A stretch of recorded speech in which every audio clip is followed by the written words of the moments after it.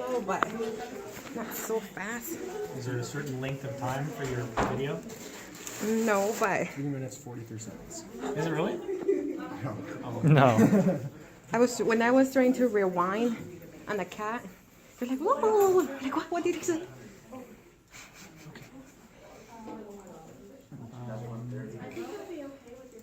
Ready? Wait, not yet. Wait. I'm going to use the paper so I make sure I don't miss anything. You guys won't use the paper, but if you miss something later on, I'll like, hey, what about this, okay? All right. I start out in the right atrium, and this is blood flow. Right atrium, blood goes through the tricuspid valve to the right atrium, up the pulmonary semilunar valve to the pulmonary trunk, pulmonary arteries, drops off carbon dioxide, picks up oxygen, comes back in the pulmonary veins to the left atrium, bicuspid valve, left ventricle, aortic semilunar valve, ascending aorta, aortic arch, descending aorta, or aorta, down to the capillaries of the body to drop off oxygen. And it comes back in, inferior and superior vena cava. That's the whole circuit of blood flow. Now I'm going to move to the electrical conduction. The SA node fires at an inherent rhythm. Both atria contract. That electrical flow travels down to the AV node, a little bit further, right here, sorry, AV node. And the electrical stimulus travels through the bundle of His, the left and the right bundle branches, down to the Purkinje fibers, and the ventricles contract in an upward direction. Next, exterior structures. The right and left jugular veins are up here, so you use your fingers like rabbit ears. The right and left brachiocephalic veins branch off of this. This is the brachiocephalic artery. This is the subclavian artery.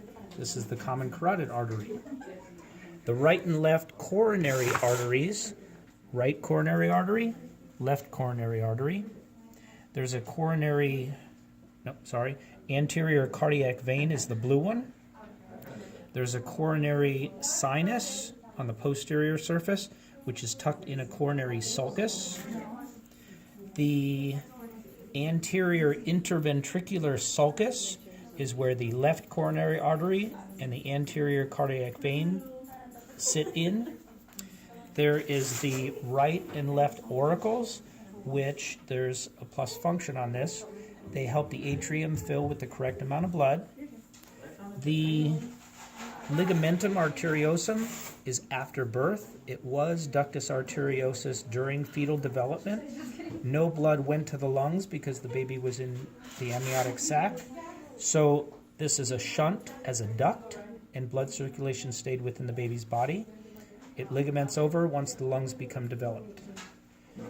Moving on to foramen ovale. It's number 24. That brownish indentation right there represents an oval foramen, a hole, goes from the right atrium to the left atrium.